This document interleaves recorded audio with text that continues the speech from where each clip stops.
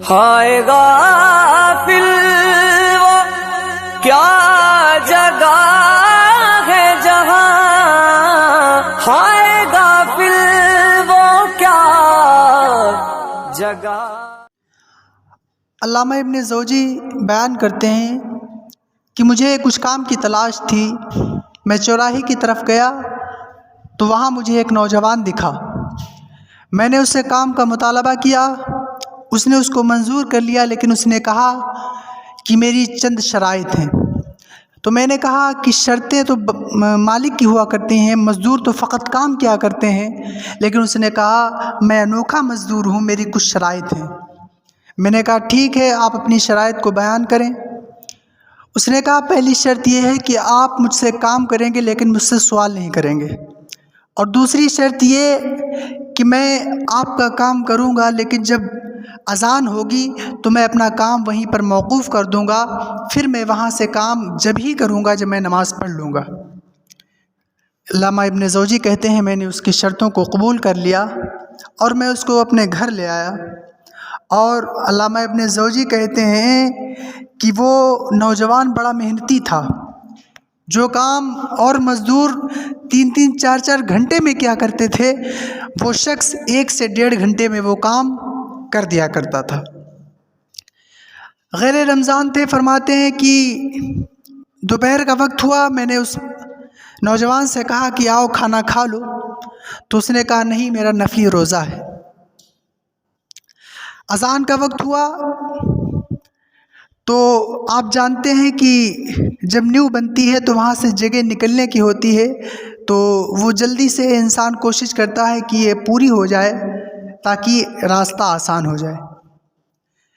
تو نیو کھود کر نیچے گیا تھا اور نیو بھرنے ہی والی تھی کہ اذان کا وقت ہو گیا۔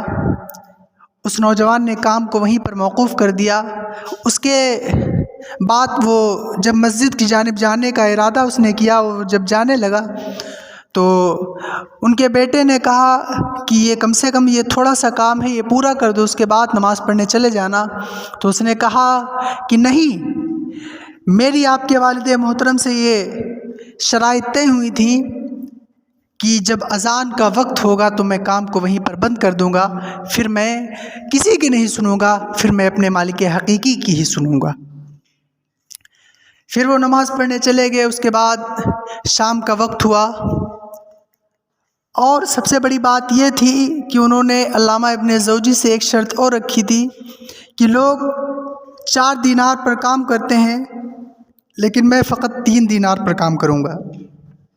شام کا وقت ہوا، اس نے اپنی مزدوری لی اور وہ چلا گیا۔ اب دوسرے دن جب وہ جانے لگا تو علامہ ابن جوزی نے کہا کہ مجھے آپ سے کل بھی کام ہے، کیا آپ کام کرو گے؟ تو علامہ ابن جوزی سے اس شخص نے ایک جملہ بیان کیا اور کہنے لگا کہ مجھے تو نہیں معلوم کہ میں کل تک رہوں گا یا نہیں، لیکن اگر آپ کو معلوم ہے کہ آپ رہیں گے تو پھر وعدہ کر لیتے ہیں۔ فرماتے ہیں اتنا اچھا اس نے جملہ بیان کیا، اس کے بعد وہ وہاں سے روانہ ہو گیا۔ بہرحال میں دوسرے دن بازار گیا لیکن وہ مجھے نظر نہ آیا۔ میں نے قریب کے مزدوروں سے پوچھا کہ آج وہ نوجوان نہیں دکھ رہا ہے، تو بتایا کہ وہ صرف ہفتے کے ہفتے آتا ہے، اس کے ہفتے کا خرچہ 3 دینار ہے، جب 3 دینار اسے مل جاتے ہیں تو باقی وہ ہفتہ اللہ کی عبادت اور نبی کریم صلی اللہ علیہ وسلم پر درود پاک پڑھنے میں گزارتا ہے۔ علامہ ابن جوزی کے اندر یہ اشتیاق پیدا ہوا کہ اس سے ملاقات ہو، اور علامہ ابن جوزی نے انتظار کیا، اور 1 ہفتے کے بعد اسی ہفتے والے دن پھر وہ گئے اور اسی شرائط کے ساتھ اس نوجوان کو اپنے گھر لائے اور اس نے کام کیا۔ تیسرے ہفتے پھر لائے، انہی شرائط کے ساتھ کام کیا۔ چوتھے ہفتے پھر لائے، انہی شرائط کے ساتھ وہ کام کرتا رہا۔ لیکن علامہ ابن جوزی بیان کرتے ہیں کہ میں 1 ہفتہ گیا تو وہ مجھے نظر نہ آیا۔ میں نے مزدورے سے پوچھا کہ آج تو ہفتہ ہے لیکن وہ آج بھی نظر نہیں آ رہا، تو مزدوروں نے کہا کہ مزدوروں نے کہا کہ وہ سخت علیل ہے۔ علامہ ابن جوزی علیہ رحمہ نے اس کا پتہ پوچھا تو بتایا بغداد میں قبرستان کے پیچھے جھوپڑیوں میں سے ایک جھوپڑی میں اس کا گھر ہے۔ علامہ ابن زوجی اس سے ملنے کا اشتیاق رکھتے تھے۔ آپ علیہ رحمہ اس کے گھر پر اس کے مزاج کو پوچھنے گئے تو دیکھا کہ وہ سخت علیل تھا۔ جب دروازے پر دستک دینے ہی والے تھے تو اندر سے اس نوجوان نے کہا، ابن زوجی اندر آ جاؤ۔ اب ابن زوجی حیران ہو گئے کہ ابھی تک تو میں نے اپنا نام بھی نہیں بتایا اور یہ شخص کیسے جان گیا کہ میں ابن زوجی ہی دروازے پر ہیں۔ بہرحال ابن زوجی علیہ رحمہ اندر گئے۔ جانے کے بعد اس سے سوال کیا کہ تم کیسے جان گئے کہ دروازے پر میں ہی ہوں؟ تو کہنے لگے کہ ایک اللہ والے کا حال ایک ولی ہی لے گا۔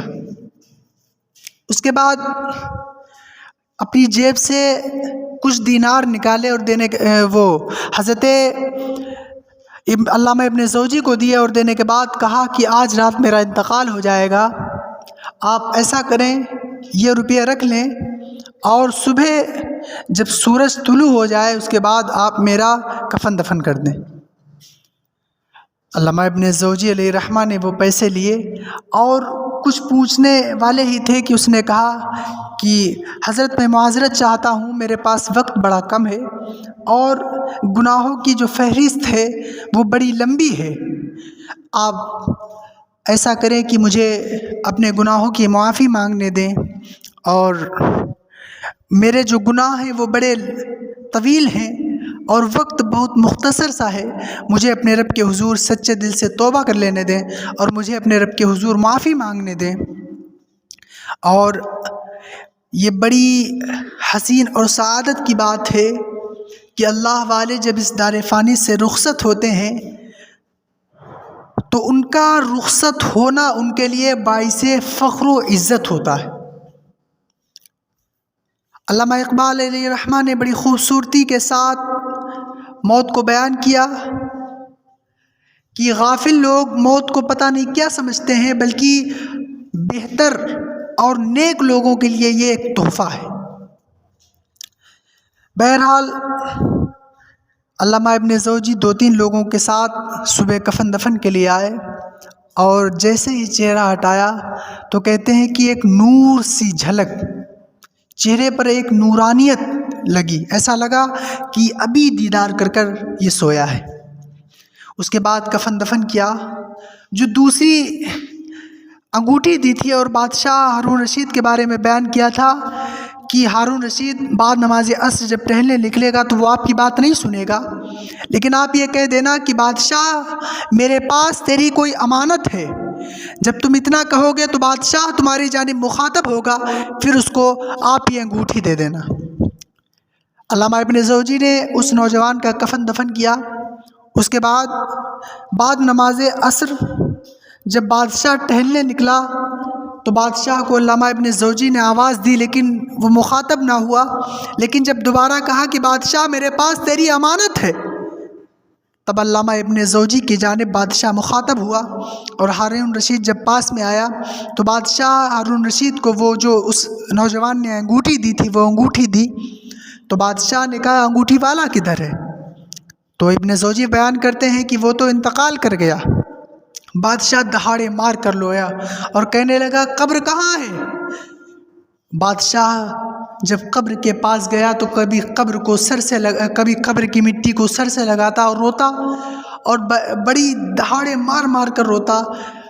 جب بادشاہ تھوڑی تسلی سے ہوا تو میں نے اس سے سوال کیا، اے بادشاہ جانے والا شخص کون ہے؟ تو کہا ابن زوجی تم نہیں جانتے، یہ جانے والا شخص کوئی اور نہیں ہے بلکہ میری اولاد ہے، بلکہ میرا بیٹا ہے۔ علامہ ابن زوجی کہتے ہیں یہ آپ کا بیٹا اور اتنی سادگی کے ساتھ زندگی کو بسر کر رہا تھا، یہ آپ کا بیٹا تھا اور اتنی سادگی کے ساتھ اپنی زندگی گزار رہا تھا۔ تو علامہ ابن زوجی سے بادشاہ ہارون رشید نے کہا کہ علامہ ابن زوجی یہ بہلول الدانہ کی صحبت کو اختیار کرتا تھا، اور بہلول الدانہ آپ جانتے ہیں کہ ولی اللہ ہیں۔ بہلول دانا علیہ رحمہ بہت بڑے بزرگ گزرے ہیں.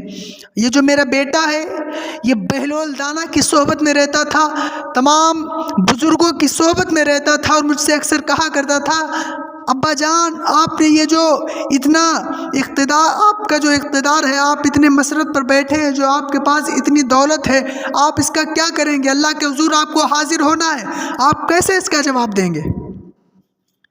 وہ مجھ سے اکثر یہی باتیں کہا کرتا تھا. علامہ ابن جوزی جان گئے کہ وہ لڑکا بڑا پارسا اور بڑا نیک تھا. اللہ پاک ہم سب کو عقل سلیم اور نیکی کی توفیق عطا فرمائے. وآخر دعوانا ان الحمد للہ رب العالمین. استغفر اللہ الذی لا الہ الا هو الحی القیوم واتوب الیہ. السلام علیکم.